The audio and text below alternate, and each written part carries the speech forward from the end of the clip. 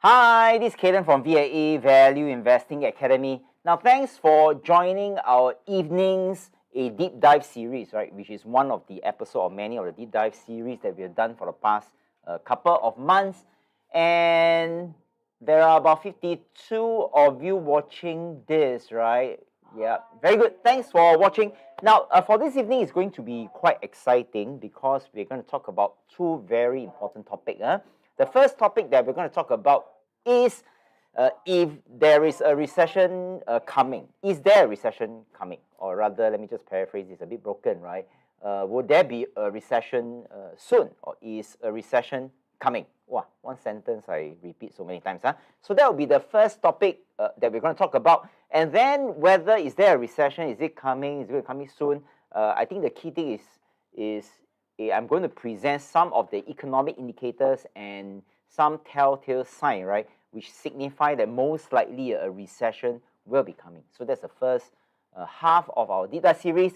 And of course, if the recession is going to be here and if we want to prepare ourselves to invest in a company, which company will we be looking at? Now, the company that we're going to do a deep dive, right, will be Tyson Food.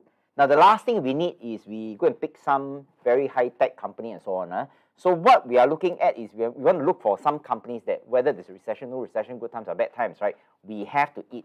And of course, if you look at the picture over here in which I circle, right, chicken is really a big topic recently. Okay, so yeah, so this is something very interesting. So let's get started, right? If I look at my YouTube video, everything looks okay, huh? So before I start, can I just do a test check? There are about 70 of you watching this YouTube live.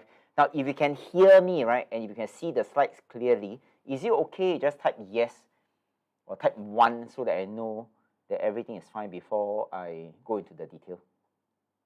Okay, good. So let's get started.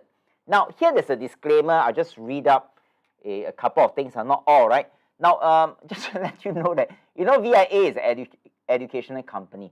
So our role is really to illustrate. You see, as much as they can, we want to share with you a lot of things. So we have to put it up front. Otherwise, we end up with MAS alert this.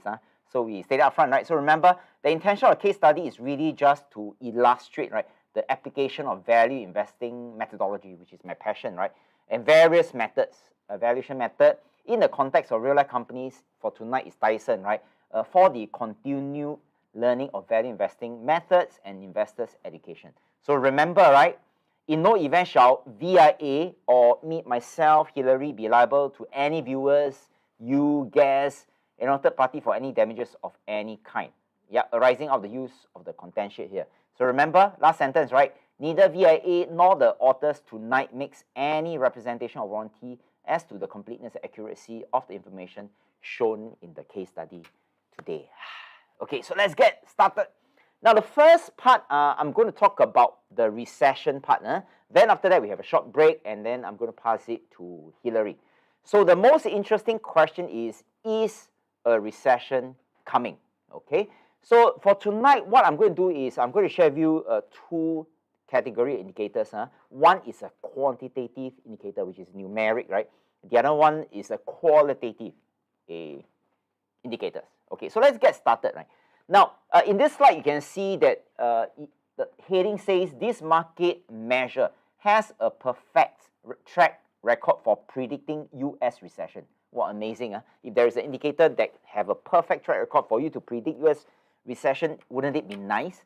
So what indicator is that article referring to, right? So that specific article, in fact, there are many articles, right, refer to this indicator called a yield curve, which is the best predictor for future recession. Yep. So how it works is, if you look at this curve, right, the y-axis indicates the yield, right? That means the return of a certain instrument. In our case, we're going to talk about bonds, right? And then the x-axis, right, is time. So a typical yield curve will look something like this. It's like a convex, right? It bends upwards and then it goes into this direction. This is a typical yield curve for a long-term bond. Now, normal yield curve. So how it works is, if you look at this normal yield curve, right? Usually, if you buy a long-term bond and instead of keeping until the maturity date, right, you sell it off early. So if you sell it off early, your interest tend to be lower. Now, it's just like the fixed deposit that you put in the bank, right? The bank tempts you to put as long as possible. So the longer you put inside, the higher the interest. Yep. So this curve explains this logic. So in the next diagram, you can see that the longer you hold a bond, the higher the interest. And if we relate back to Singapore, right, the bond, right, that best represents this is actually our Singapore saving bond, SSB. And then recently, the Singapore saving bonds has been, how should I say, oversubscribed. That means there's a huge amount of people rush to go and buy bonds. And the interesting thing is for the Singapore saving bonds, it's a 10-year maturity period. And the average interest across the 10 years is about 2% plus minus. So now the question is, why would anyone rush to buy something with just a 2% return? Yeah. Now bear in mind that this Singapore saving bond is quite interesting. Their interest is not uniform. It's a step up interest, which means that the longer you hold this bond, which is a 10-year maturity bond, the higher the interest. So if you look at this yield curve, right, it explains the longer you hold the bond, right, without selling, the higher the interest. So this is the typical yield curve. But remember, this yield curve do not predict the recession, not yet. Now, so sometimes that yield curve that you saw, right, it may suddenly flattens. And then if you further change, right, it may further evolve where the yield curve, remember yield curve is like this, right? So right now it has been inverted so that it looks something like this. Yeah. So the one that people talks about where the, this indicator is the best predictor of recession is actually this inverted yield curve, not this normal yield curve and not the flat yield curve. So now let's deep dive right into the inverted yield curve. So what does it mean? So this is the typical one. Let me just write here, right? This is the typical yield curve, right, in which I explain. So how can this become this, right, over time? And why is it a best predictor, right, of a recession? Okay, so just take note. Now, usually when the economy is not so good, so investors are a bit worried, right, that if I put my money into stocks, the stocks may go to zero. And recently, if you look at the crypto market, like for example, Luno went to zero. So all these things that's happening, right, give people a very jittery feeling. So they do not want to put into something that it may go to zero, even though the potential return is quite high. So they start to run away from stocks, crypto, and so on, right? They want to go to a safe haven. So in a jittery economy, usually the safe haven are bonds. So suddenly, imagine a huge group of people run to buy bonds, right? And of course, when there's a huge demand for something, a watch, gold, or whatever, the price tend to go up. And when people pay more, right, for something, and then the return is fixed, right? They pay more for something where the return is fixed, then of course the return drops. And instead of using the word return, right, we use the word yield, which is reflected by the y-axis over here. So the yield falls. So when the demand is so much and the yield, drops so much, right, suddenly, right, the curve, the yield curve, right, will move from the left to the right. But why is that so? So take note, right? Now, so what happened is, remember, when there's a huge demand for a long-term bond, right? And remember, the price goes up over here. And when the price goes up, the interest drops, right? And the interesting thing is, theoretically, right, if you buy a long-term bond, the longer you hold, the higher the interest, right? But this time around, the longer you hold, the lower the interest. Yeah. Why? Remember, there's a huge demand, right? And then the short-term bond interest payout suddenly become higher than this. Okay, So if you look at here, right, let's say here is 5%, just a hypothetical example, and then here is 1%. So of course the yield will be 5 minus 1, the spread, right? You have a positive 4%. Now on the other hand, right, if this is 4% and here is 1%, right? Actually there is a negative yield. So instead of 4 minus 1, right, it's actually 1 minus 4. So you have a negative 3% yield. So in other words, so now the question is, why is there a huge demand, right, for long-term bond? Oh, here, my apologies. So the first thing is, like I say, so usually people are a bit jittery, right, a bit worried about the current economy, so they don't want to buy things like stocks. They will rush to go and buy bonds, right? And then, like I say, they purchase longer bonds because they felt that it's really safe, inverted commas, even though the return is not so much. And their thinking, right, is I'd rather have something safe, 1%, 2%, 3%, than to have a negative, than to lose money. Yeah, so which is why the yield curve goes from a normal one and then it bends to become an inverted yield curve. Yeah. So why do analysts or economists, right, say that the inverted yield curve is how shall I say, right, is a good indicator for recession? Now, if you look at this diagram, let me explain, right? You will see some shaded area over here. Shaded area over here, right? Now, this shaded area represents a recession. Recession, Now, and this blue line over here, right, represent the yield, the return. Yeah. If the curve is a normal yield curve, which looks something like this, right? If it's a normal yield curve, the difference between the long-term bond and short-term bond will be a positive yield. But the moment it's inverted, right? The difference between the long-term and short-term, right, will become negative. Negative, So what does it mean, right? Let me give an illustration, Yeah. So as long as the number, right, goes from here on top, positive, right, to the bottom, it simply means that the curve has inverted. And the interesting thing is just before any recession, usually this yield curve will invert. Yeah, or rather when the yield curve invert, you'll be followed by a recession within a range of 6 and 18 months. And this is very similar to what our Prime Minister Lee has said during his May Day. So let's look at this and see whether is it a perfect indicator.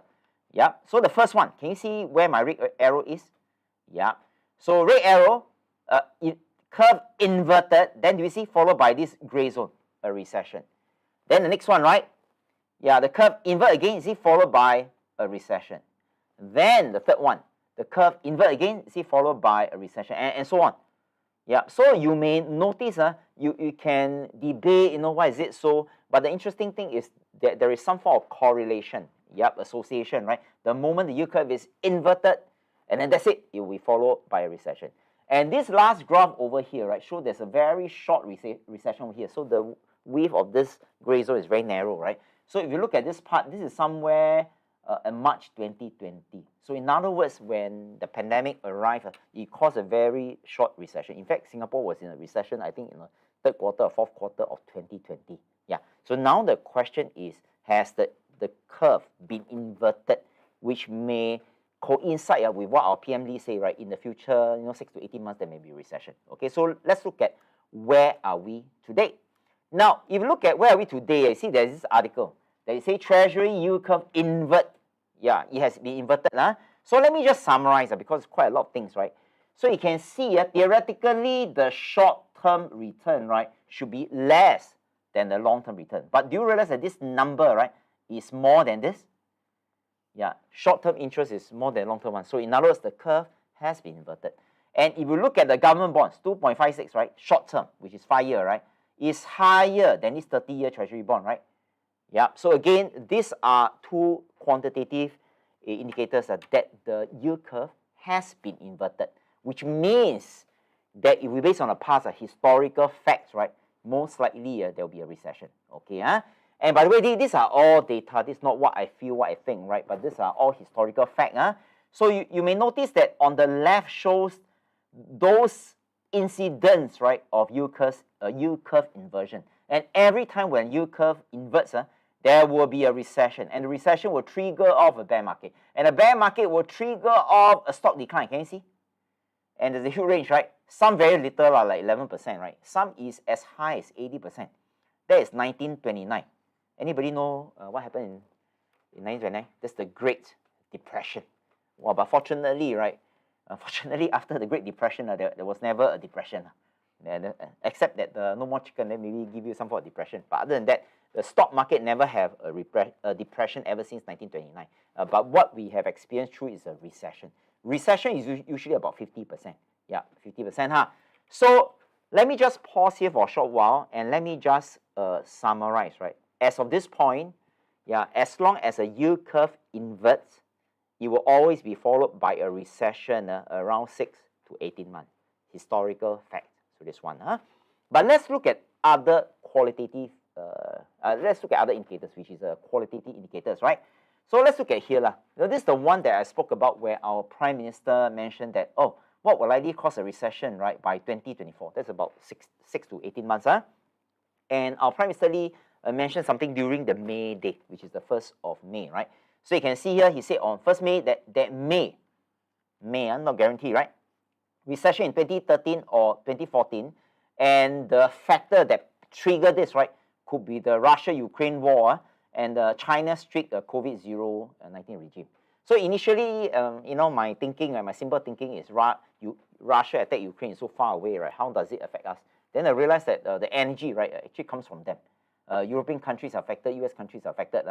Then the China's zero COVID practice, right? How does it affect us? Then we realized that, at least for me, I realized that quite a number of things are being imported from China, made in China and so on. So as long as they have strict zero COVID-19 regime, right, it affects the supply chain. And when the supply chain is being affected, when you buy things, it comes very slowly. Okay, huh?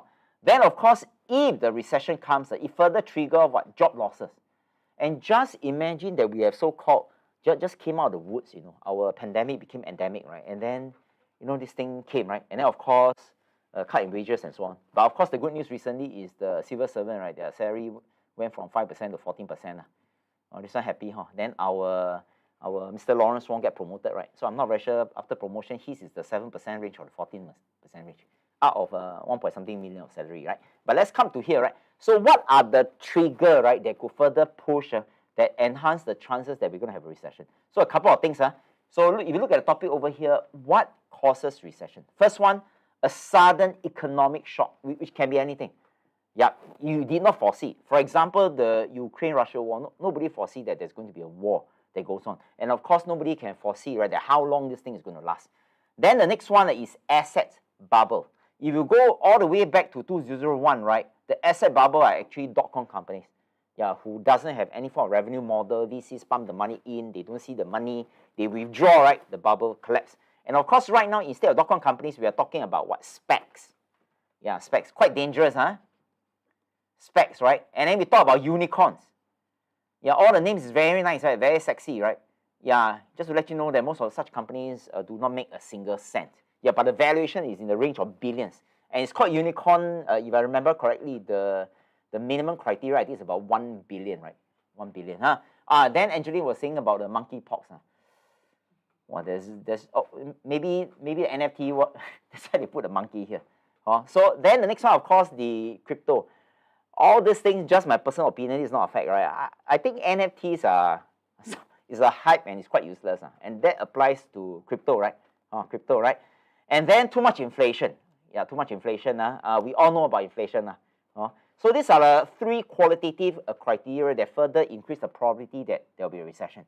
So at this point, if I may summarize, putting some graphics so that it's easier for you to understand, what are the indicators that support that may be any upcoming recession? Number 1, quantitative. Okay, just now I just explained the inverted yield curve, right? There's 2 more indicators, but in summary, the higher the Shiller PE ratio, the higher the Buffett indicator, right, is usually followed by recession. So these 2 numbers as of today, very high. And the last time it was this high, right, it was in 2001, 2002 when the dot-com bubble burst. 3, quantitative, indicates that in the 6-18 months there may be recession. Qualitative, Ukraine-Russia war, asset bubble, inflation, further support the notion, right, that there may be a recession. So if a recession comes, what is going to happen, right? To the stock market. Now the stock market is going to collapse. How many percent, we have no idea. But usually when the stock market collapses, we call it a bear market. Okay, so let's talk about this bear market. We already done with these 2 push factor, right? So what is a bear market? Now, a bear market, right, it simply means the stock see a 20% decline or more from a recent high. And usually we use an index, right, to indicate this. For example, in US, I use S&P 500. So in other words, the S&P 500 index from the recent high, if it drops 20% or more, right, technically it's called a bear market. But of course, sometimes this bear market is also accompanied by overall this negative feeling that everything is bad, share price is low, and so on. And if you look at this picture, you can see, right? You can see over here. So this is a bear market, a bear market. Okay, a bear market being overwhelmed by the bull, right? And here there's a funny thing, right? Can you see this Chinese joystick? Yeah, so I think here they're trying to do prayers. If the bear market come, hopefully the bull, right, can win over the bear at the bottom. I don't know who can put the jaw sticks over there. It's quite interesting. Yeah, so let's look at this S&P 500 for some examples of bear market. Now, before the dot-com bubble burst in year 2000, right, the share price peak here, right? And then what happens? Yeah, the asset bubble collapsed, dot-com bubble collapsed, the share price dropped more than 30%. So a bear market. Okay, so it's first thing. But the most interesting thing is, if you look at the US economy, including the Singapore's economy, right, is that historical fact, is that every bear market is always, no exception, is always followed by a bull market. So it goes something like this. Okay, so from a drop of about maybe 50%, it went up by 100%. So this is a historical fact, right, that a bear market is always followed by a bull. So let me just share with you more examples. This is during the 2007-2008 global financial crisis. So the S&P 500 peaked over here, and then it collapsed, right? Collapsed, the global financial crisis, right? So the price of the index dropped more than 20%. So a bear market is here. So you may notice that every time when a price drops by 50%, and as long as it recovers to the same level, right, you will have a 100% gain. But the interesting thing is, after the global financial crisis, the entire stock market is bullish, which means that if you buy any stocks here, right, and you happen to make money, everybody is a genius. Yeah, so in other words, everybody who buys stocks, right, after the 2008-2009 financial crisis, actually is quite normal. Why? Because overall, the stock market has gone up by about 500%. Okay, so let's go back to the conclusion again. Yeah, after every bear, it will be followed by a bull. Yeah, no exception. And let's look at the most recent so-called recession, right? On Valentine's Day 2020, where the pandemic comes. So the price dropped from the recent high over here to this number over here, and the price drop is more than 20%. Again, a bear market. So remember, right? After bear, you will always be followed by a bull. So about 84%. Okay, so there's already gave 3 historical fact, right? That after every bear, you'll be followed by a bull. Now, so let's trace all the way back to 1946. Yeah. So 1946, there's this series of rows over here, right? So this table, right? The intention of this table is just to illustrate the bear market. Okay, instances of bear market. This period of time is just right after World War II. Yeah. So you may notice every time when a bear market comes, there's a drop, right? You see, drop in share price, but it always recovers, you see. So the only question is, how long does it take to recover? Is it 1 month or is it 28 months? And that supports the historical fact that after every bear market, there will be a bull market. Of course, the recovery, it may also vary, some very short, some very long, right? And here there's another table.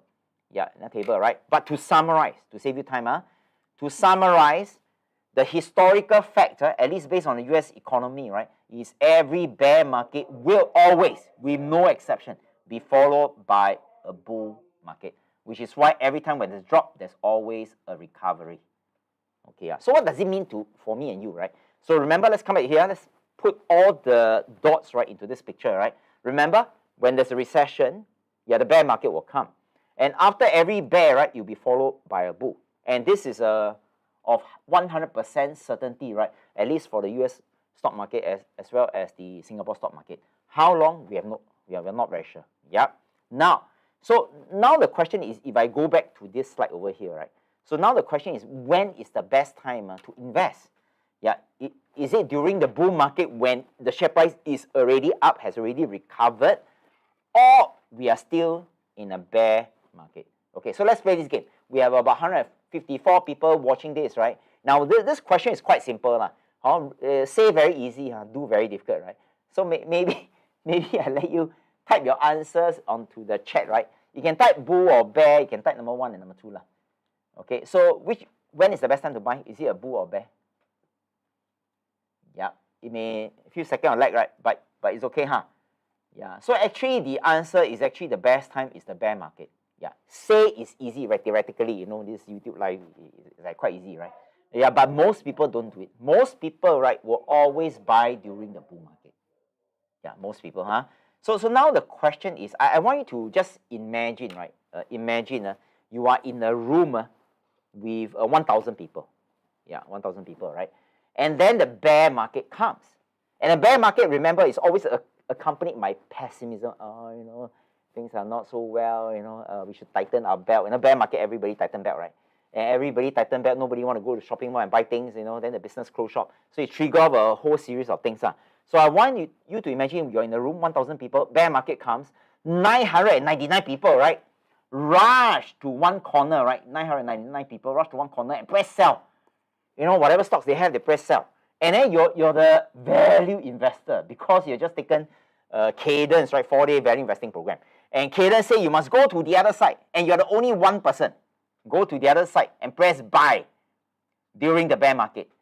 Now, on theory, it appears to be easy, right? But it's quite difficult. It's quite difficult is because when all your friends rush to the left, right, it's quite difficult for you to be contrarian, right, and go to the right. Yeah. But remember, those people who buy stocks, most people lose money.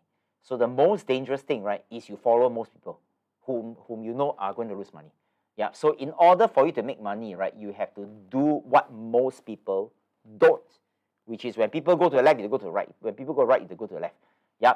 So right now, I've given you facts that we have to invest during the bear market. Bear market, right? So where are we today? Are we in the bear market? Remember, bear market means from recent high now 20% or more. Now, if you look at the most recent high, which is represented by this dot, right, over here, and then today over here, right, the price has dropped about 14%. Yeah, so it's not a bear market yet because bear market must be bigger or equal to 20%, right? Yeah. So let me just share with you something. Like if the war is going to continue, inflation is going to continue, there are a lot of pessimism or whatever, right? Right now, most people will dump stocks. Yeah, and when most people sell stocks, any drop in prices may further cause further drop in prices. Yeah, and that's when opportunity will come. Now, right now, I just share with you my personal take. Remember, right, there's a disclaimer. This is not my recommendation, right? My personal take is actually from a couple of weeks onwards, I already start buying S&P 500. Yeah, but I put in more money. Actually, all along I was buying. Yeah, so that as the price keep dropping, I'll just average down the price of S&P 500. Knowing that after every bear, you'll be followed by a bull. Yeah, followed by a bull, right? So, of course, right now is when should we prepare ourselves, right?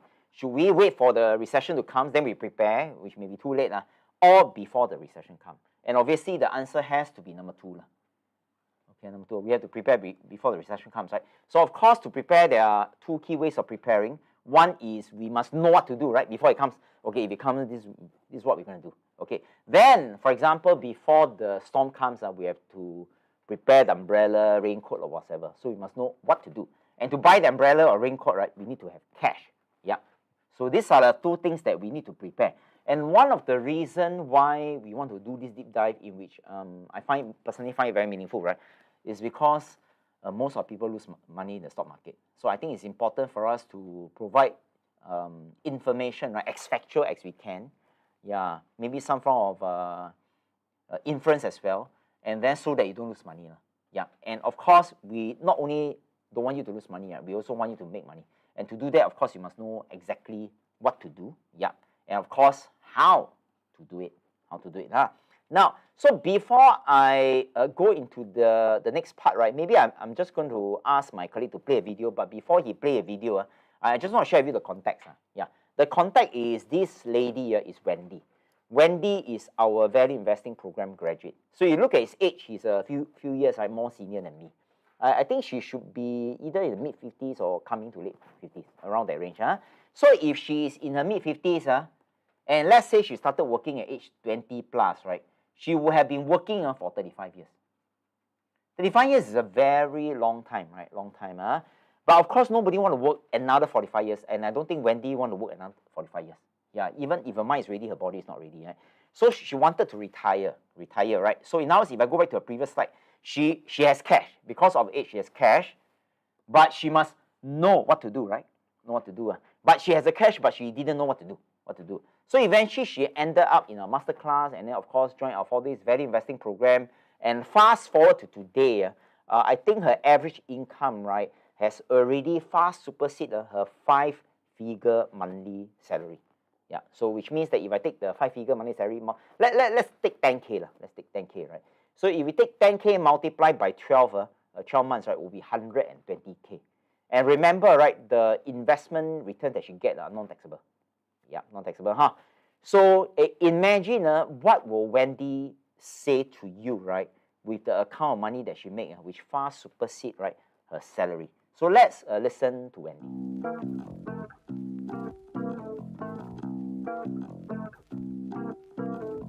Hi, I'm Wendy. I graduated from VIA batch 32. Previously, I was an admin manager, okay, and now I am retired. Okay, I'm financially free now. In the past, actually, I do buy and sell of stock, mainly in Singapore stock, without or little knowledge of the company that I traded. You know, I was actually basically doing just trading or speculation, and the result wasn't that good. Cadence appears to be very sincere in sharing the knowledge. Besides the basic content on investing, he brought up this option strategy, which really impressed me. Okay. I find that it's workable the way he has made. The analogy of collecting premium, just like an insurance company, really attracted me, I should say.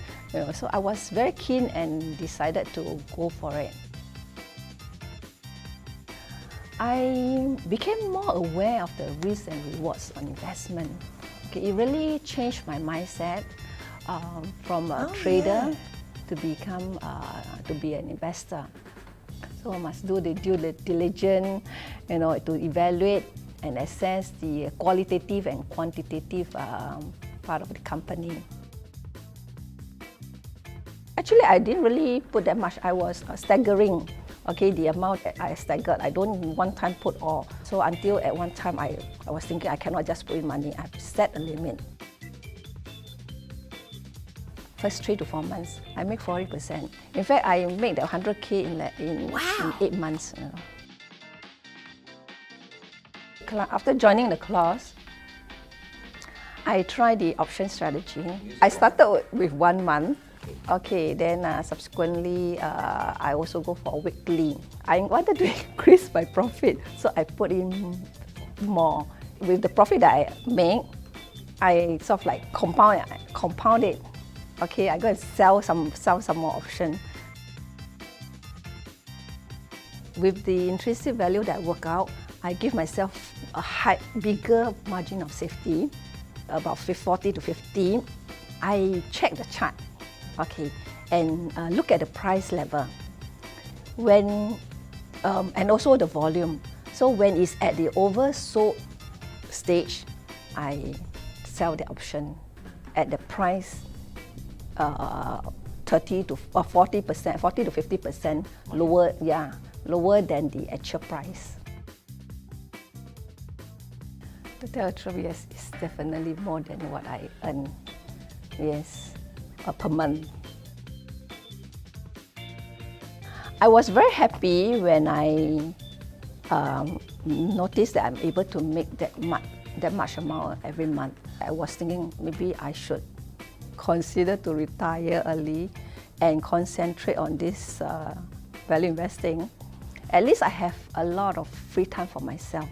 Okay, because for the past 25 years, I mean the time is been tied up in the company. So a lot of things I couldn't do.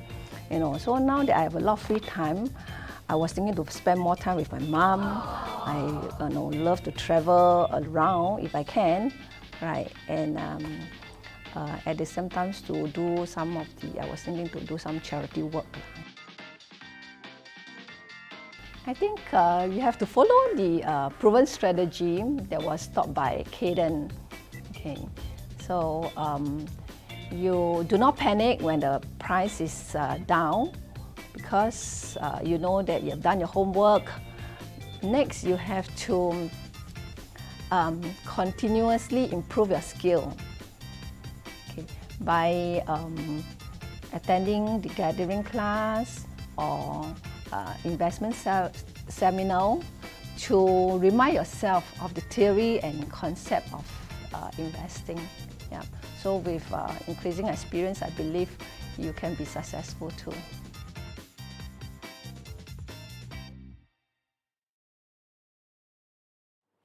Okay, ladies and gentlemen, welcome back. I would like to sincerely appreciate Wendy for sparing her time and then sharing with us her story. Just to let you know that the Wendy do not have any finance background, right? So from zero to more than 120K, right, per year, I think is quite a big deal, right? And then of course right now she has completely retired 1 year, right, after attending our 4 days value investing program. Now, but anyway, we have about 156 of you watching this YouTube live. I'm not very sure how many of you are not our graduate, but for those people who reply, the names look very familiar, right? For example, Alicia, Angeline, she's permanently in our YouTube, she never left, right? Then we have quite a number of people. Yeah, okay. So anyway, the next 1 minute is all for those people who are not our VIA grad yet, because if you want to know how Wendy has achieved that kind of income, right, that she said, just to let you know, there's a piece of good news. The piece of good news is on the 16th of June, plus on the 29th of June, we are running an on-site masterclass. On-site, that means it's physically here in our Shenton House office. And on 16th of June, our seats are running up quite fast, right? We have about 10 seats left. And just to let you know that before Singapore completely opened up, we are charging actually $8 per ticket per seat. Yeah, but for today, right, we are waiving off this $8. We are waiving off. Yeah, waiving off, fully complimentary, right? And remember just now I've shared with you that for me personally, remember not a recommendation, right? Personally, I've been investing in S&P 500, which means that if the price drop, bear market is going to follow by a bull market. Yeah, and what I'm going to do is, if you register for our masterclass in which you can see the tooling, right? Now, in case you cannot see the tooling at the YouTube video, you just refresh, I just close and launch again. You'll be see the latest two dates, the tooling over there. Now, if you're not our graduate and you're watching this, right, what we'll do is upon registration, so the moment you come to office, register, right, we will give you a hard copy, printed step-by-step guide and how you can invest in the local, right, Straits Times Index ETF. Yeah, and then followed by S&P 500. S&P 500 is what I do. So there's a step-by-step guide how to open the account and so on. And just to let you know that to invest in either of these ETF, your monthly spare cash that you need to set aside is just $100. $100. I'm quite sure you have $100. There's no such thing as you don't have, right? The CDC voucher already 200, so you cannot say don't have. Okay, so anyway, come back here. So that's upon reception, right? Then after that, you enjoy the 3 days of class. Yeah. Now, then at the end of the class, because you invested 3 hours of your precious time, right? We're going to give you a hard copy of our national bestseller called Investla book, which is retailed at $33 per copy. And not only that, right, we want you to have a cup of coffee while you're reading a book. So in other words, accompanied by this national bestseller, we're going to give you a $10 Starbucks gift card. So total is already 43, and you don't really pay any tangible dollar, right? So it's entirely complimentary. Now, not only that, if you bring your friend, that means you already register, but if you bring your friend and then your friend came, at the end of the session, right, we also reward you with a $20 NTUC voucher, right, for making an effort to contact your friend, ask your friend to come and so on. Yeah, so this is for you. Then the friend that you have brought, we also don't want him or her, right, to go off empty-handed. So for your friend who came, your friend will also receive the book and the $10 Starbucks gift card. Okay, Yep. And then the most priceless thing, right, is the moment you sit through about the 3 hours masterclass. Let me share with you what you will learn. This is very important. I'll go slow a bit, right? Now, the first thing you will learn is you will learn how to generate 3 sources of passive income, even if you know nothing about investing. So this sentence is sort of like epitomize what Wendy has achieved. Yeah, the reason why she can generate more than 120K of yearly income, even though she knows nothing, is because what we have shared during the value investing masterclass. Then, of course, you will learn how to invest with minimal capital. And just now I talked about $100, right? $100, Then, of course, the third one, right, is this is the most interesting part. And if you are a grad, our grads love really number 3. You'll practically witness, right, how I use a real investment account. And 9:30 p.m. when the US market open, I will do a demonstration that I can literally, right, print cash right in front of your very eyes. And that's exactly what Wendy has done. So these are three things. So of course, the dates, 16, 29, the links are already there, right? And there's also a message. If you're not free on these 2 dates, you want to join other dates, just email us sorry, it should be enquiries, plural, right? Yeah, so can you type enquiries at mykinesis.com? Okay, So remember, upon registration, right, you will receive 2 hard copy guide. You will sit through the 3 hours. At the end of 3 hours, we give you a hard copy book, $33, worth $10 Starbucks gift card. Now, if you bring your friend also receive this, right? But you, who has brought a friend, you will receive this additional $20 NTUC voucher, so that, when you drink coffee, you remember us. And the reason why we are like a bit generous about this is because we are very small enterprise, and this is part of our branding strategy, right? Where we want people to know more about us. Yeah, okay, Now, so again, these are the things that you can learn. So what we're going to do is we are going to take a 6 minutes break, 6 minutes registration break, right? And during this 6 minutes, if you are not our graduate, please feel free to click on the link. Again, right, we will waive off this, which means that it is entirely complimentary, and then yet, you learn something great. During such an inflation environment, you get a book, you get a coffee, and then you even will get a $20 NTUC voucher, provided you bring a friend and your friend came. Okay, So remember, let's go back to here before we go for a break. Remember, we want to prepare ourselves before the recession, which is why we have organized the 2 masterclass. I don't think you want to prepare yourself when the recession comes. It's a bit too late already. Okay? Now, so we're going to take a 6 minutes registration break. Remember, 6 minutes. Register for the masterclass if you're not our graduate. If you are a graduate watching this, bring your friends. Bring your friends, right? And then after the 6 minutes, we're going to talk about one company that we felt that over the long run is recession-proof. And we will not go through sexy things like Tesla or whatever, right? Now, we're going to do something called Tyson. Yeah, Tyson Food. It is famous for chickens. So since, chickens are not coming from the north, right? Let's talk about chickens somewhere else. Okay, so that will take place after 6 minutes. Remember, registration start now, right? And then the timer is going to start now. I shall see you 6 minutes later. Thank you.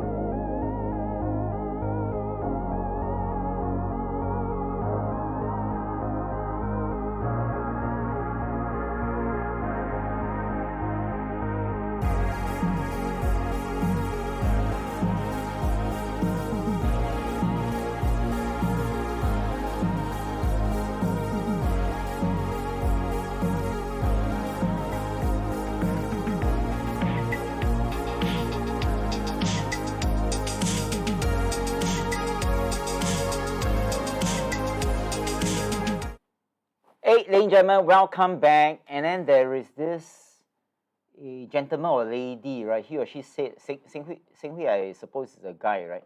Now you can see where is the link to register. We have posted the 2 links over there. Can you just let us know, are you able to see the link, right? Because sometimes you have to refresh this YouTube before you can see the link. Okay, yep, it's okay. If you cannot find the link, let us know.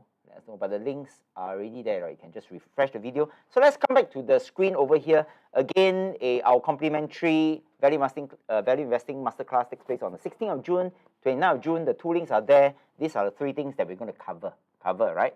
Now, so let's go into the juicy part, huh? In which we're going to talk about this company, right, called Tyson Food, right? Before we talk about Tyson Food, I just want to share with you the intent why we end up with this company. Now, in investing, right, it doesn't matter what are the things that the company do, whether is it something very high-tech, very sexy, people talk about, such as what, Tesla or Neo or whatsoever. So some people like to invest in sexy companies, Palantir, that people talk about. Yeah. So remember, right, whether the money comes from that's being made from a company that's sexy, right, versus the company from Sheng Siong, they all smells the same. And remember, it's your money, it's not anybody else's money. So why should you be bothered about why people are investing, right? So let me just share with you, this is sidetrack a bit and then come back, right? I have one TikTok channel with maybe about 4,000 plus followers. Yeah, so a TikTok channel. And then there was one video that I talked about Tesla, huh? So I said that the Tesla, in the early days, they're not doing well, which is true. In a financial statement, they have never made a single cent. And it's only the last, I think, 2 or 3 years they were doing fine, right? Yeah, then in the video, I said that I didn't buy Tesla. Yeah. Now, remember, when I didn't buy Tesla, doesn't mean that I missed an opportunity, doesn't mean that Tesla is bad. So, for example, if I said that I don't eat durian, doesn't mean that durian is a bad thing, right? Yeah, but I like to eat mango, for example. Yeah. Then somebody commented, the person say, haha, you never buy a Tesla. So what I did was, usually I ignore such remarks, right? Because you buy, huh? You eat durian, I eat mango, doesn't matter, right? So I think today maybe my mood not so good. So I reply him, I say, did you buy Berkshire Hathaway? Yeah, then he replied, he say, no one would buy. Yeah, so I think that let me conclude that he has no idea what is Berkshire Hathaway, right? Then after that, I reply him. Actually, I shouldn't reply him, but I reply him. I say, haha, you did not invest. Yeah, after that, he didn't reply. Okay, but anyway, let's come back to here. So the key thing is, money is ours. We take full responsibility. We do what we feel is right. Okay, huh? But going back to the masterclass, remember the intention of the masterclass is to equip all of you, especially the non-grad, with the skills to find companies like Tyson, companies that make money, right? Now, but if a recession really comes, is this Tyson, right, recession-proof? Now, in the future, we do not know, but we can get some indications from the past. So if you look at this graph over here, let me just introduce what this graph. Now, I'm not a trader, but let me just indicate to you what this graph means. Now, this gray zone over here, right, represent recession. So this 2008 global financial crisis, right? Global financial crisis. And this is when the dot-com bubble burst, So .com. Now, this blue line represents the share price. But because I'm an investor, right, I don't really pay much to the share price until I have intention to buy. Yeah. So then this gray line, right, represents EPS. Now, in case you're not an investor yet, EPS stands for earnings per share. Earnings means profit. It simply means that if you buy 1 share of the company, how much profit, right, is the company generating? Of course, we want a positive profit, right? Which is why this is the 0 line, and we are looking at companies that is above the 0 line, which means that they are profitable, positive. So all these dots over here represents the trend of their profits if you buy 1 share of the company. So here is about flat, right? Once in a while it drop, doesn't matter over here, right? Now what I want you to see is to observe this part. Now when the dot-com bubble burst, do you realize that Tyson Foods profit, right, didn't go down, but it went up? Okay, so there's one thing, right? Then here, right, during a global financial crisis, it was okay, right?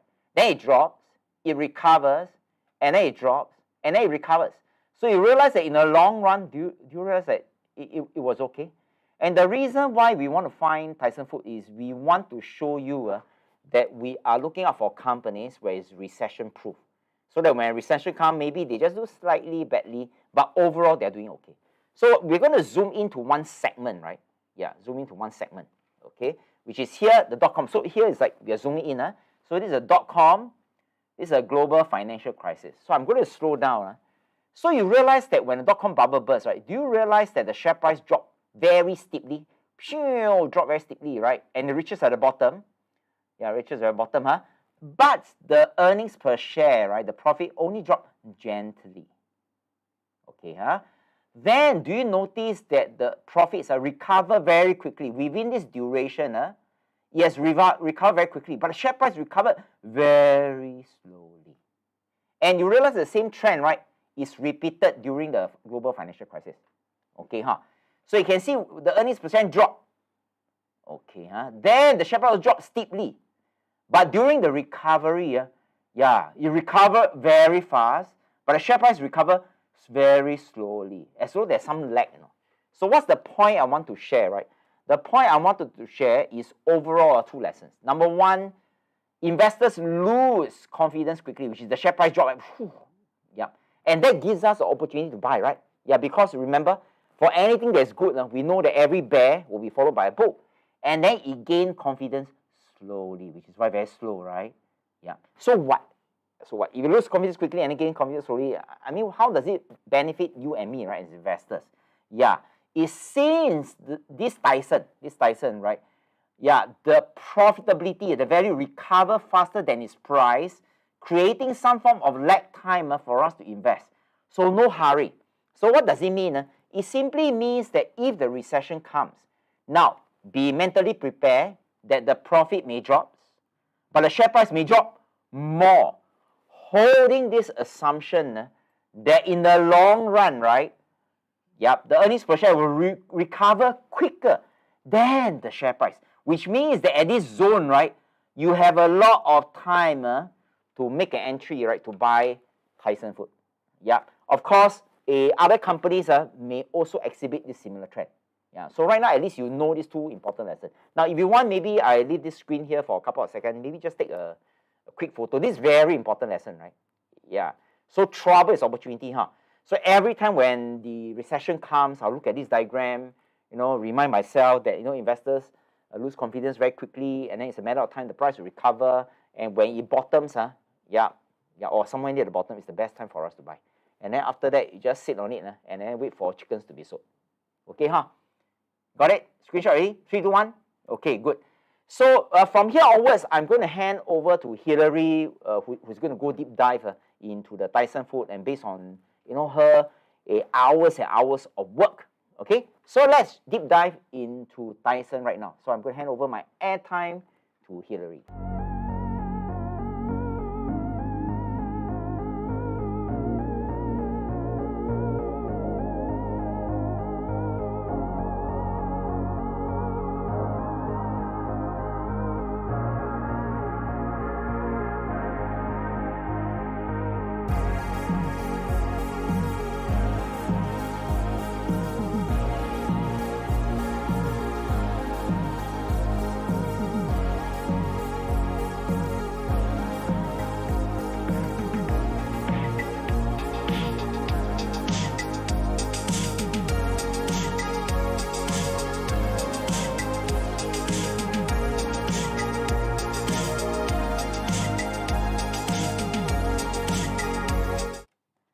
Good evening, everyone. So I'm Hillary. So from here onwards, I'll be sharing more about the Tyson Foods and what is the company all about. Earlier on, Caden has shared about the share price and also the EPS that the company has created. So we will find out more about the company to see whether is it really a good company to invest during the recession, to the upcoming recession.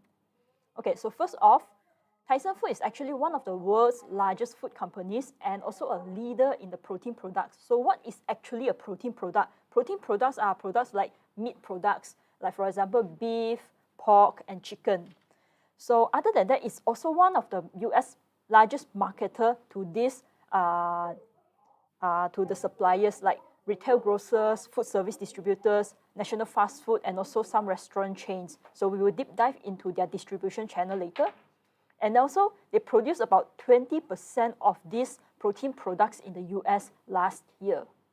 And they have a broad portfolio of products and also brands. So these are some of the brands that is under Tyson. So Tyson is not just a brand itself. It has other small brands that sells different types of products. Like for example, Tyson is about chicken, Ballpark State Fair. These are all sausages. So we will also look into their product range later.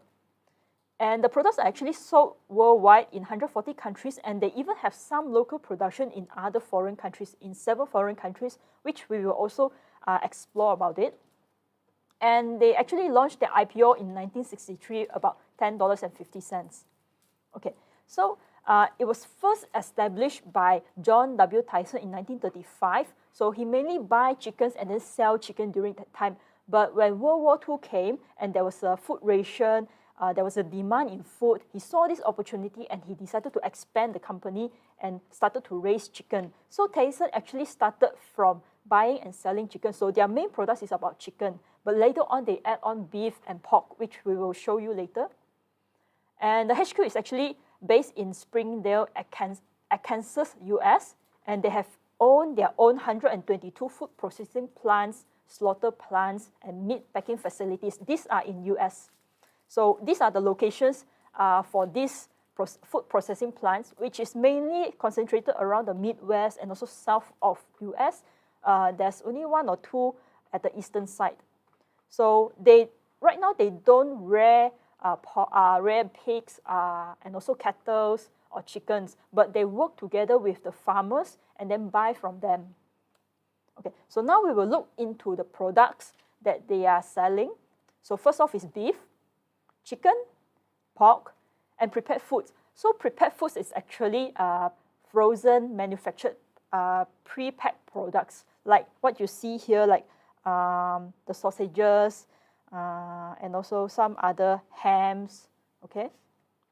So for beef and pork, they are actually sourcing from ranchers and also farmers. Like I said earlier, they do not rear all these livestock. They actually buy from them and then they further process them. So they process the beef and pork into primer meat cuts. So what is a primer meat cuts? Primer meat cuts means that they take the whole cow or whole pig and then they cut into certain pieces. So for cows, they usually cut into 8 main cuts, 8 main primer cuts. So like what you see on the diagram, so they have all 8. And for pig itself, it has a slightly more primer cuts. And because the primer cuts are quite big, unlikely the consumers will buy the whole chunk of a belly or loin and bring back to cook. So they will further cut it into a sub-primer meat cuts. So what is something that we commonly known as a T-bone, sirloin, this kind of a slightly smaller cut so that consumers can bring back home and then cook. And also they also have case-ready products because earlier on all those meat cuts is which part of the meat that you want, and then the butcher will cut it and then sell it to you. But for case-ready products, you can actually easily buy it from the supermarket, which is already packed, and you can just take it back home to cook. So for live cattle, they actually also sell hides. So hides are actually leather. That means after the cow has been slaughtered, they will take away the hides and then make it into a leather. So these are the products that they process for beef and pork. So next up will be chicken. So for chicken, they source only corn and soybean feed chicken from farmers. So this one, because they started, Tyson started from buying and selling chickens, so they actually produce their own chicken feeds, which is they produce the corn and soybean feed, and then they work together with the farmers to raise the chickens. Then they process all the live chickens into fresh chickens, frozen products, which is easier for consumers to purchase, and also value-added chicken products. So value-added is the chicken that they have, and then they further manufacture into packaged products. Like for example, like what you see on the slides, like raw stuffed chicken breast. So instead of just plain chicken breast, they put in something else like ham or cheese to make it more tastier so that consumers has more choices to choose from to buy. And also nuggets. And for prepared foods, they manufactured frozen and refrigerated food products. So for example, like sausages, they even have breakfast sausage. So quite interesting. So I was like thinking, what is breakfast sausage? So breakfast sausage is like the McDonald's breakfast. Yes. Because usually when we say sausages, we are already considered like the long rod type. But actually, breakfast sausage is like the McDonald's type that is a flat one. And also corn dogs. Corn dogs, this one is quite interesting. It's like inside there's a hot dog and then there's something surrounding it, like what we always see, the Korean tidbits. Yeah. And the differences between the sausages and the hot dog is that the hot dogs, the texture is more mixed up. That means it's very smoother texture. But sausages, you can still feel pieces of meat chunks inside of it. So these are the differences between sausages and hot dogs. And they also produce bacon, turkey, ham, and also pepperoni, and also some sandwiches. It was quite surprising when I was doing the research that they also sell some flour and tortilla products, breadsticks, like what you see in the picture, the breadsticks, but inside there's actually some meat pieces inside. So it's kind of like a value-added product as well. And also some pizza toppings like pepperoni, ham pieces, sausages, these kinds of things. So these are the prepared foods. And how they actually market all these products is they have actually 4 distribution channels. So the first one is actually from retail. So retail are like the groceries, the warehouse club stores. So here I put in Walmart is because inside their annual report, they actually listed out Walmart as one of their customers and also one of their biggest customers. And also some internet-based retailers, like for example, maybe Amazon or maybe Shopee, Lazada. And another distribution channel that they sell the product to is food service. So what is a food service? Food service is the providers that they prepare the food immediately for consumption. So some of the examples are like restaurants, fast food chains, schools and military canteens. So they prepare the food and then they sell it to the consumers, to the customers. And they also, because earlier on during the company background, they also sell the products internationally in 140 countries. So they actually export their sales. That means some of the livestock that is rare in US, they will export it out. But other than exporting, they actually have some production sites in foreign countries. So international is total of the export and also the local productions.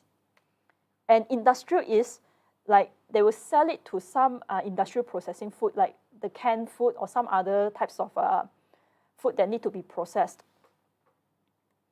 Okay, so this one actually shows that the fast food chain that they actually sell. So they actually sell their chicken to like KFC, McDonald's, and Burger King. So these are some of their customers as well. Okay, so how does Tyson actually generate the revenue? So now we know what are the products, how they sell all these products, but how do they generate the revenue from? So first off, they actually have 5 different segments. The first one is beef, chicken, prepared foods, and pork. International and other, when I was doing a research, I was a bit confused. So when I go deep dive, it's actually inclusive of export sales and also local productions. So their international market is primarily made up of a few countries. So you can see this list here. These are the foreign markets that primarily sells the Tyson products, even though they sell off in 140 countries. The green one is actually local productions, means that they have production sites in the country to process all the livestock. Okay, so in 2021, they actually generated about $47 billion, and beef actually took up the big chunk of it, which is 37, then followed by chicken, which is 29, and other segments also contributed. So for this chart, at first glance, is a bit wordy or maybe too many colors and charts, but bear with me. So this is actually separated by distribution channels. So the most is actually for retail. So they sell about 47 of the products via retail. And the most of the products that they sell is beef. Then followed by food service. But this one, surprisingly, is chicken. International is by beef as well, and industrial is beef and also a bit of a pork that is at the second place. So here, when we see international, we notice that there's another bar. So this bar is actually referred to local production. So when I was analyzing the chart, I was a bit confused, but it actually means that all those different types of protein products is actually export sales to international market. So the 29% is actually referring to the local production in the foreign country. Yeah, so this is what it means actually. And in the latest financial statement that they provided for Q2, which is half of the financial year, beef still takes up the bigger portion, followed by chicken, and also the distribution channel, retail is still contributing the most in Q2 2022, with 38% also beef, food service is chicken, international is beef, and industrial is beef as well. So we can see that there's a lot of beef lover outside. Okay, so now we are curious that since Tyson is already one of the largest food manufacturers and also global protein leader in the world, how do they plan to further expand or maybe grow the company so that we as value investors can also earn money from them? So first off, they still want to strengthen their position as a global protein leader. Since they're already at the top, they will aim to maintain their position at the top. So first off, they will expand their facility capacity and also the Asia market. Why? So, and a research done by the Food and Agriculture Organization actually said that the consumption of all these protein products are expected to grow from 2020 to 2030. So from this chart actually done by the Food and Agriculture Organization, they said that this is how it looks like. So you can see the chart is actually increasing, especially for chicken and also for pork. So with that, they are planning to open 12 new plants internationally and also within US for the next 2 years. And also they expand the international business in Asia because the Asia is expected to represent 64% of the world protein consumption growth. So these are the facilities that they are planning. So here, the Europe poultry is one of the new ones, Malaysia poultry, Thailand poultry, and in Shenzhen, they will relocate, but they did not mention where they will relocate, but they have plans to relocate maybe to a bigger site for more production. And also some other poultry in China, Hubei, China. So for US facilities, they have plans for chicken at 2 sites, one at Humboldt. So you can see from the US chart, Humboldt, where is it? Is near Midwest, South area. And then the next one is also Danville. So all these are like, they say will be tray pack, that means case-ready chickens and also fully cooked chicken. And whereas for beef and pork, they will be at Eagle Mountain and also Columbia. So case-ready, that means it's already a packaged product instead of the meat cuts. And then next, they will diversify across protein offerings. So what does this actually mean? They plan to offer plant-based protein. So I believe that right now you have seen some plant-based protein, like for example, Impossible, which is quite famous. So for here, they have their own brand called Raised and Rooted. So these are the products that they have. So you can see it's almost like real meat product, but all these are actually made from soybeans and also pea protein. Because in a research done by Euromonitor, they actually says that there will be increasing demand for all these plant-based proteins. So why do they say this?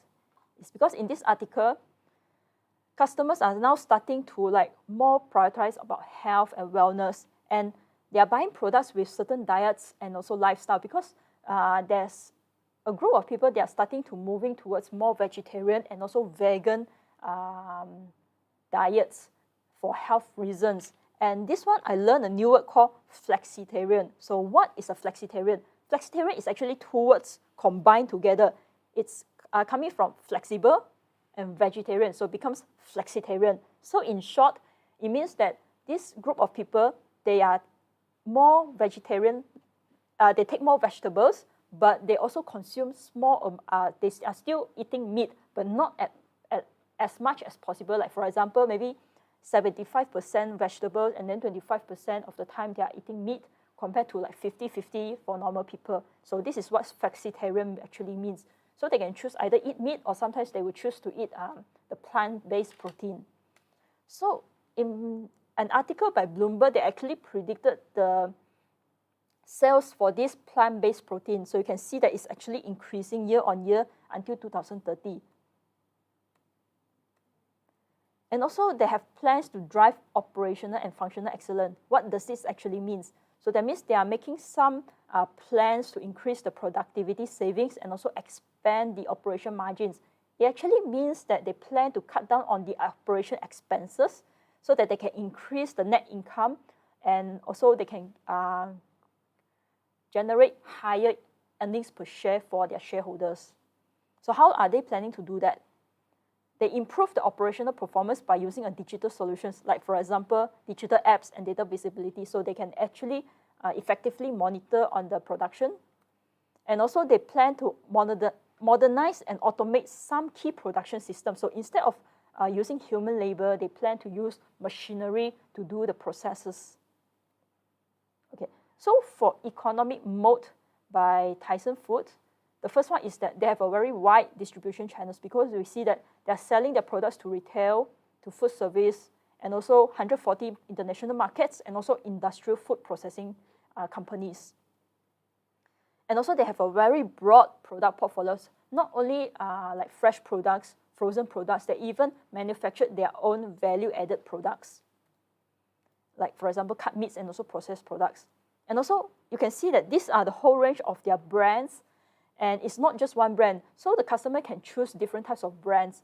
Even for sausages, there's different types of brands, like for example, Ballpark, State Fair.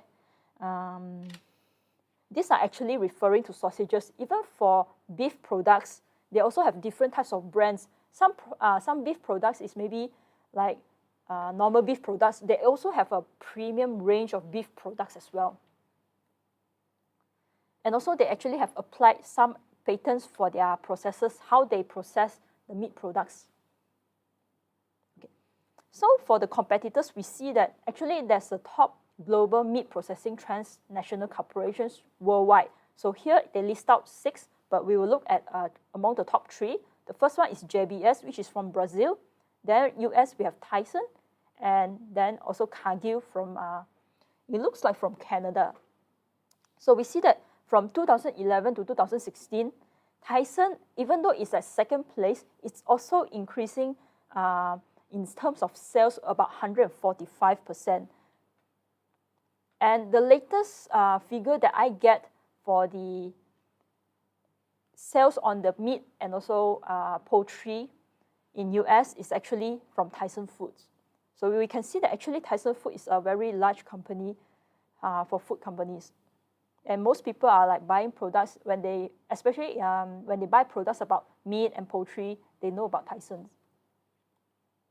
Okay, so for financial statement, we see that overall the revenue is increasing year on year. But in 2001, after the dot-com bubble, it actually shoots up. So why does it actually shoots up? It's because they purchased this IBP.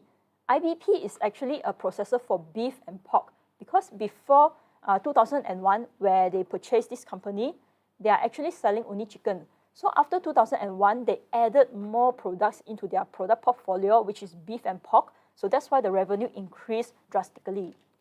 And in 2015, they have a slight sharp spike during that year. It's because they purchased this Hillshire. This one is actually one of the prepared foods range. And you can see the overall range is actually increasing, even though there was a financial crisis in 2001, the dot-com bubble, and also financial crisis in 2008. So overall, the revenue is okay. And for net income is actually, you take up all the total revenue and then you minus off all the expenses. It's actually referring to the profit and loss of the company. So when we go deep dive into the net income, we see that even though we can see that there was a slight drop in the net income in 2001, but it bounced back up in 2002. This also is the same for the financial crisis in 2008 and 2009. where they drop, but they increase back.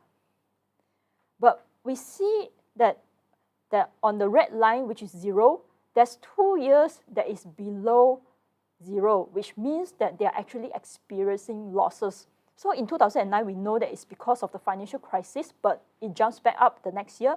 But for 2006, why is there a loss for that year?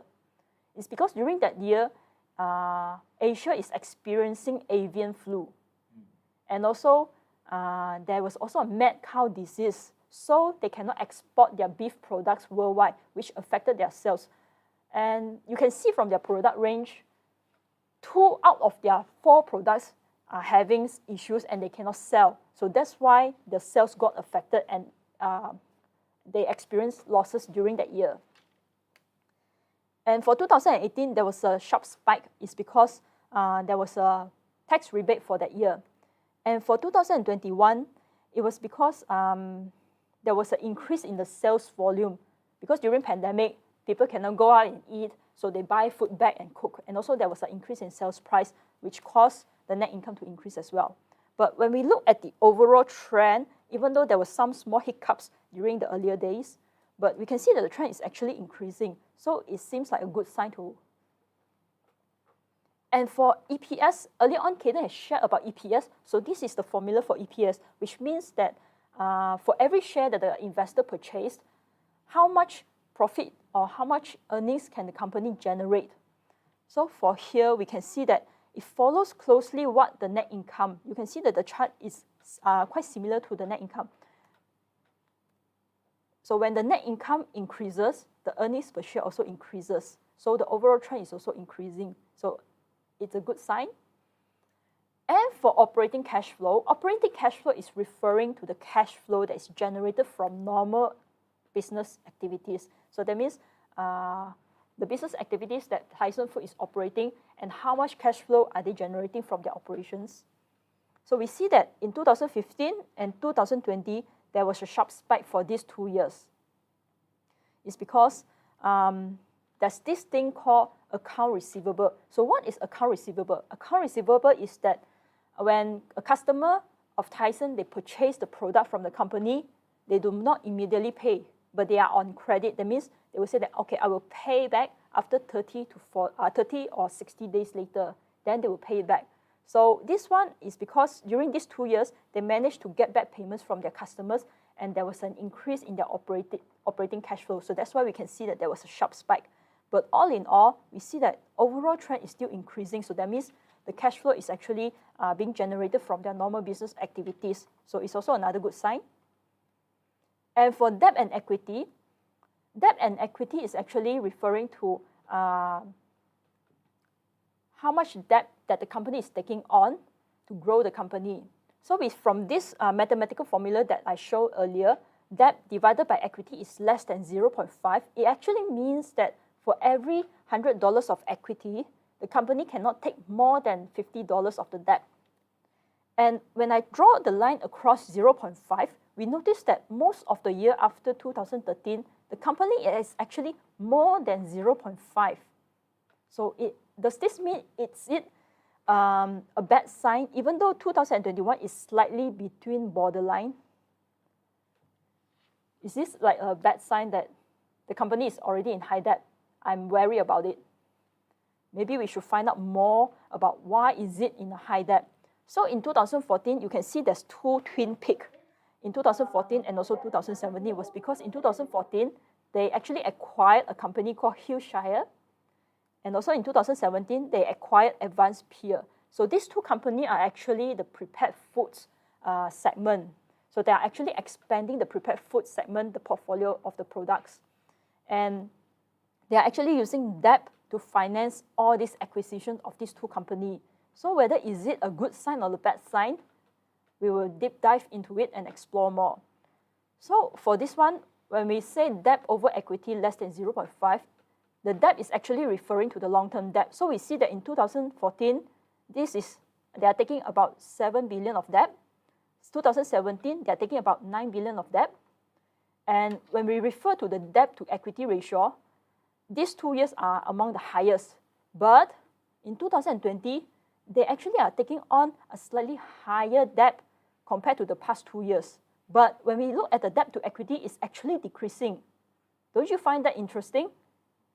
Why? It's because when we look at the mathematical formula, there's this thing called equity.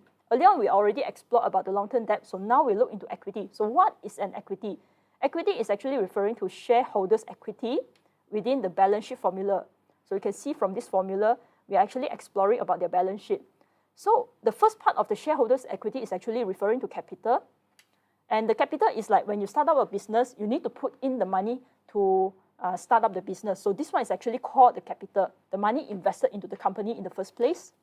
And then shareholders' equity is, the next part is called retained earnings. That means how much profit does the company generated and they accumulated within the company. That means they keep the money within the company after they have given out the dividends and also pay up all the expenses. So that means the money that is retained within the company. So when we look at the retained earnings of the company, of Tyson Foods, we notice that it's actually increasing year on year. And the total equity is also increasing year on year as well. So this is the reason why in 2020, the debt to equity ratio actually decreases. And in 2021, it further decreases as well because we see that the retained earnings in 2021 is also increasing. But because it's at 0.53, it's more than 0.5. For this, I will give it a cross. But if let's say they keep on growing the company and they are increasing their retained earnings, this debt to equity ratio will definitely go below 0.5, which is something we need to monitor as well. Okay. So for any potential risk that the company might have, because as investors, we need to be a bit skeptical to know that, oh, this looks good, but is there any potential risk that will derail my investment and make me to lose money? So we are like standing on the edge and see both good and bad sides. So first off is the inflationary cost pressure, because right now it's inflation, so everything is increasing in prices. So for the first thing is the raw materials, the labor, and also the supply chain, the input cost to process all these products will increase. So all in all, it will also influence the sales price to increase as well. And also the consumer demand for meat decrease.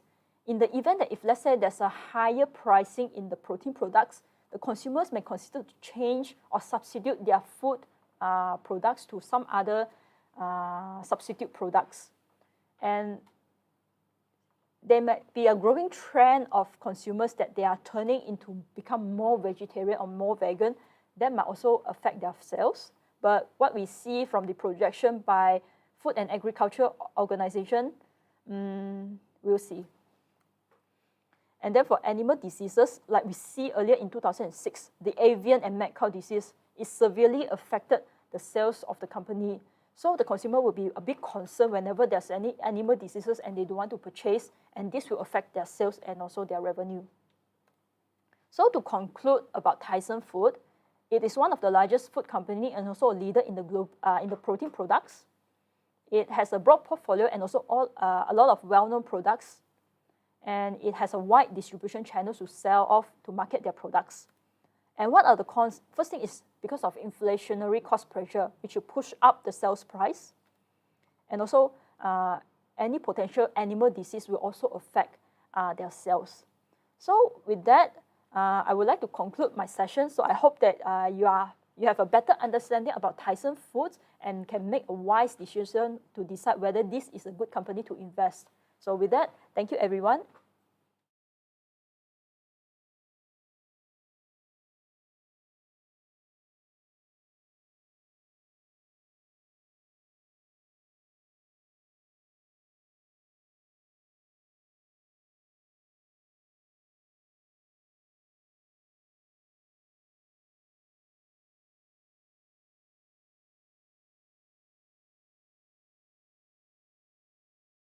Hi, welcome back. So this is Caden over here. Before I jump into Tyson again, right, there is this gentleman called James Chu. He provided some information saying that US pork contains, right, ractopamine.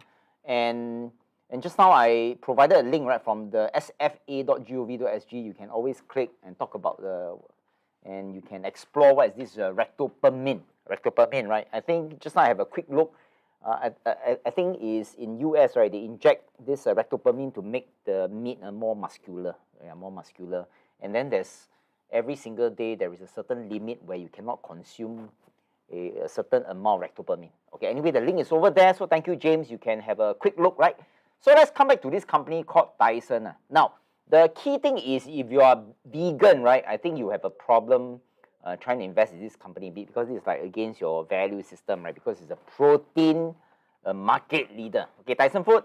But before we carry on, just now, Hillary has shared about the pros, which is on the left, and shared about the cons on the right. Now, I just want to let you know that no company is perfect, right? Including Coke.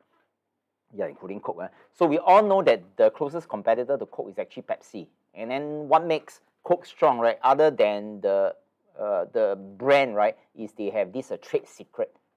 But my guess is both play a very huge role in making what Coke so special. And of course, in all sort of business, there's always anti something. So in this case, even though Coke is a great business that produce consistent cash flow, right? There are some people who are like anti-sugar, you know, anti-sugar, right? So in this case, Coke, remember, there are some people who talk about the number of packs of sugar that's found in every can of Coke. So do you realize that right now the can of Coke is sort of string, huh? I think that's one way they want to make money out of us. They sell the same price, right, with a smaller volume, right? So there are some people who is anti-meat. Yeah, in this case, Tyson, some people anti-sugar. Whatever things you do, there will be some anti-something. Yeah. So the key thing is, even though there are pros and cons, we have to ask ourselves which one has a higher weightage. Are they more pros than cons, or are they more cons than pro? Yeah. Yeah. So of course, ideally, before you so-called press buy, right, you want in the long run there is more pros and cons. No company is perfect, huh?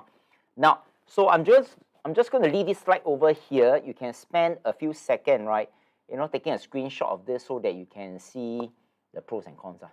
Now, remember, as investors, we are not influencers. I mean, I'm not influencer. You know, I'm not a TikToker or whatsoever. So our role is not to influence you to do this, you know, buy this crypto, buy this company or whatsoever. But as much as you can, we want to present facts, right?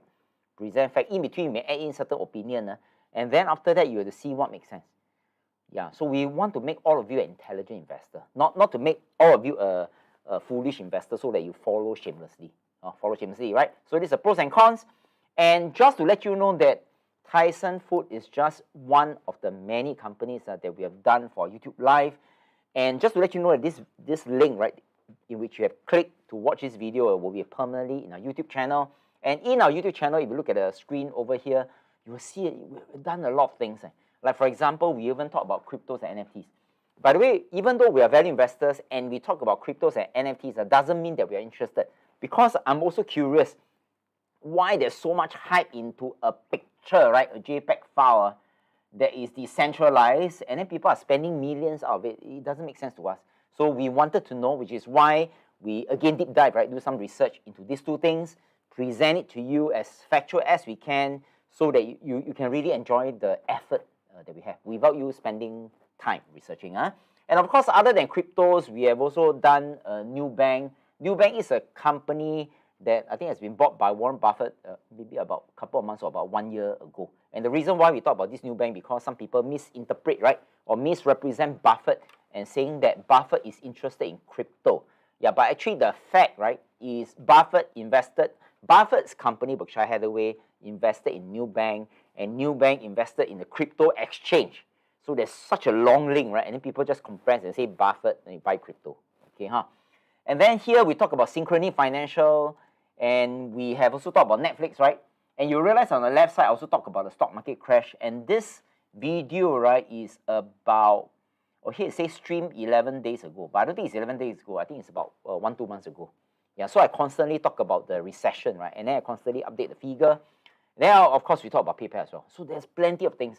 So if you want to know, like, sort of the latest stock that TikToker, you know, YouTuber talks about, right? Just let me know. You can post in the chat. So what we'll do is we'll spend some time talking about what other people talk about. And then as much as you can, we want to present facts, so that you don't anyhow buy, right? Anyhow buy, huh? But if you want to so-called set a reminder on such YouTube video, right? What you need to do is in the next 5 or 10 seconds, you just need to scan this QR code, right? Just subscribe to our YouTube channel. Anyway, there is no cost on your part, so you can ride on the effort that we have done. Yeah. So what you need to do is, I'm going to leave this a QR code here for a couple of seconds. If you're watching using a laptop, just take a phone, scan this, it pops out, and there's a button subscriber, right? And then just click subscribe. Casey Woon say, what is your view about BYND? I have no view because I don't know what is it all about. Yeah, so maybe the next round we'll do this company.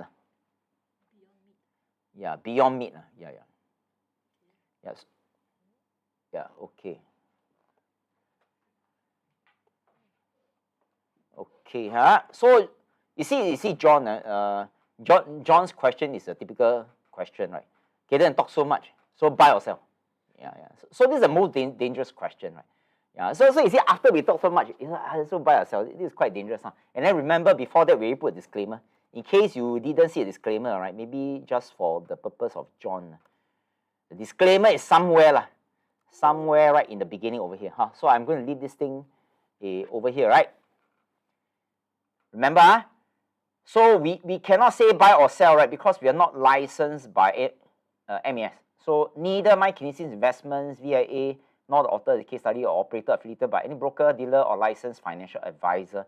So we cannot say buy or sell, right? Otherwise, we end up on a MAS alert list. So the answer is we have no idea. Okay. So let's come back to this part. I have to jump a bit, right? Where were we? Just now I got a bit distracted. Yeah. By the Beyond Meat, right? Okay, so have you scanned already? Scan already, So we haven't concluded yet. Just 5 minutes, we will be done. Now, if you look at this Tyson Food, right? So maybe before we, how should I say, we talk about Tyson's future, let's play a simple game. So I think that's also to support John, right? About like what sort of decision, but we cannot recommend. So let's play this game. Now, every time when we do a deep dive on any company, we always put up 3 baskets. And I learned from Charlie Munger's model, right, of thinking. So the first one, right, you ask yourself, assuming that Tyson is undervalued or fair value. Let's make this assumption. Let's say if this is fair value or this is undervalued, right? Now, what do you feel? Instead of me telling you, right, what do you feel? Because I want to make you an intelligent investor, right? So do you think that if Tyson is undervalued or fair value right now, it's a low risk, high return, it's a high risk, high return, or a high risk, low return? Is there a poll or, okay. Yeah, so we already launched a poll, right? What you need to do is you just need to select either A, B, or C. Then after that, we will present the results, right? Yeah, I think that will be better versus like I say, right? Yeah, which is quite dangerous. Yeah, so the poll will be out in the next couple of seconds. Yeah, later on the poll result will just magically float from that side to here. Okay. Now let me just have a quick look at the poll. Where is it? Oh, okay.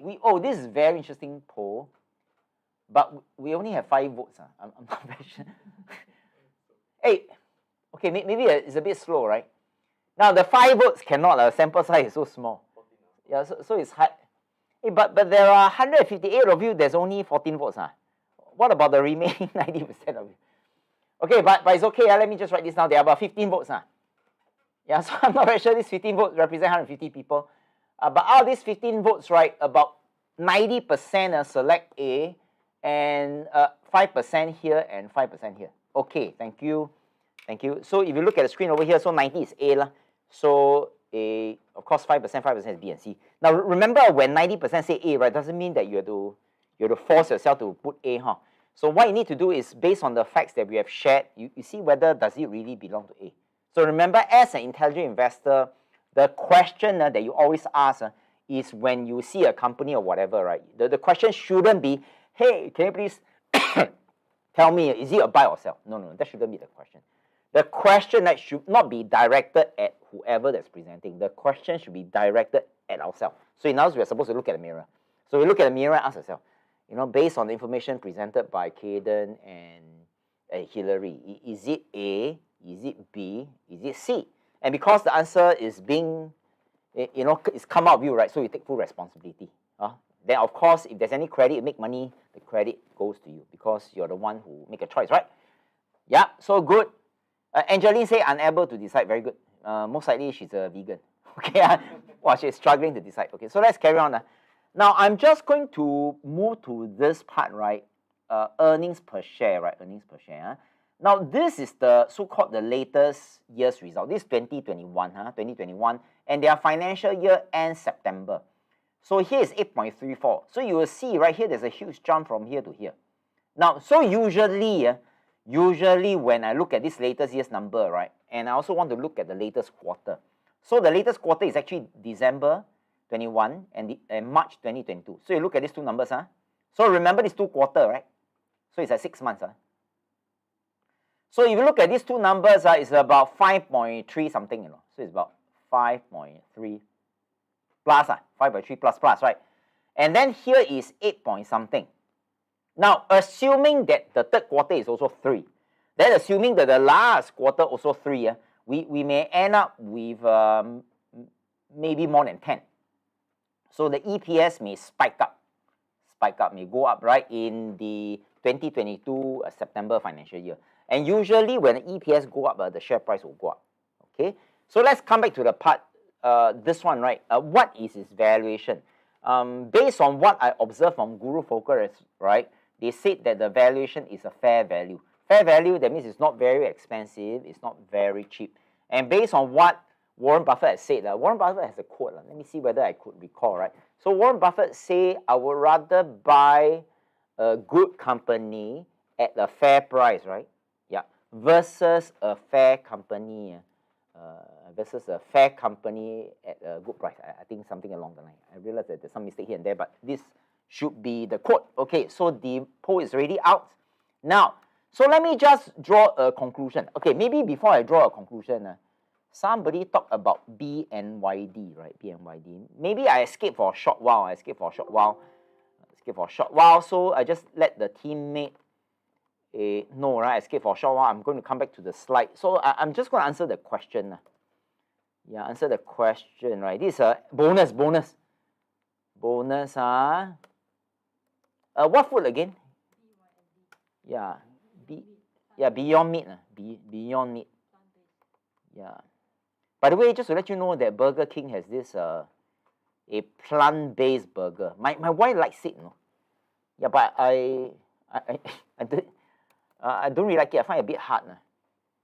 Yeah, and interesting, right? Interesting. My wife don't really eat meat, but she likes this plant-based meat. Interesting. Okay, got it. Let me just scroll down to see something. Okay, I'm going to share screen, right?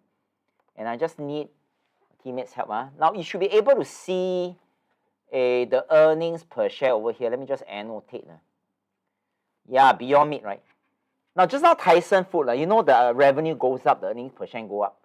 Yeah, so this one is like an inverted yield curve. So you realize that this BYND, right? Do you realize that earnings per share goes down? Yeah, so what does this mean? It simply means that the losses get more and more. So I think just by looking at this and not looking at other things, right, I will give this BYND a miss. The rest no need to say. I don't even want to understand what they do. I see it like that. There's no point. Okay, there's no point, right? Which is why as investors it's important for us to understand the term such as earnings per share, ROE, ROA, all these things you have to learn. You have to learn, right, so that you can make an independent choice. So I'm going to clear this, and I am just going to do a wrap up, right, by sharing my screen over here. You should be able to see. Okay, good. So I'm just going to do a conclusion, right? Yeah, conclusion right now. Now, if you want to know more about how we analyze companies such as Tyson or whatsoever, and remember the intention of learning, right? The know-how, all the knowledge is to prepare ourselves for any incoming recession. Now, the key thing is, even if there is no recession, right? Don't tell me you prefer not to know anything. It cannot be, right? Cannot be. Recession, no recession, we still have to learn something, right? Because ultimately, at the inflation rate of 2% to 5%, we want to make more money. Yeah, if not, our purchasing power become less and less over time, right? So let me just conclude by this deep dive. I remember there are 2 on-site masterclass. I just need my colleague to put up the 2 link again. It's going to take place on the 16th of June, 29th of June. And if you attend any of this, we'll waive off the $8 per ticket. And previously, we actually charged this amount. And then at the reception, you'll receive 2 hard copy, where you can set up an account on how to invest in STI ETF as well as S&P 500. And just to let you know on a side note, S&P 500, right, is actually a recommendation by Warren Buffett, which is the #1 investor of all times. Enjoy a 3-hour session. We can always have a chit chat. At the end of the session, you receive a hard copy book, which is our national bestseller, Investor retail at $33, plus a $10 Starbucks gift card. And if you bring a friend, your friend will receive exactly what you receive. So there's no loss from anyone. And then you, for bringing your friend, right, your ROI will be an additional $20 of NTUC voucher. And the reason why we are doing all these things is really to brand ourselves. Yeah, you know, how should I say, right? Coca-Cola in the early days, they also brand themselves saying that drinking Coca-Cola equals to happiness. Yeah, Nike is just do it. Yeah, so we just want to brand ourselves so that while you learn investing, you have some form of tangible returns. So these are things that you're going to learn. Remember, you learn how to generate 3 sources of passive income, even if you know absolutely nothing about investing. You'll learn how to invest with minimal capital. You'll create literally a cash dispensing machine to print cash. Yeah, so that eventually you'll replace your existing salary. But before I carry on, there are about 154 people that are watching this. I'm quite sure a huge majority of them are our grads. Right? Yeah, so I'm quite sure we are saying we are contributing. If you're not contributing, I think there will not be 154 people watching, right? So these are the dates. The links are there. Now, in case you cannot see the link, just refresh this YouTube video, and the YouTube video that you're watching right now will be permanently at the YouTube channel. And I shall end with one final slide, right? Just take note, myself, Caden Chang, and Hillary, both of us represent VIA, and VIA stands for Value Investing Academy. And our mission, right, in life is we care to make you a better investor. So have a good rest, and I shall see you very, very soon in our upcoming masterclass. Okay, goodbye. See you soon.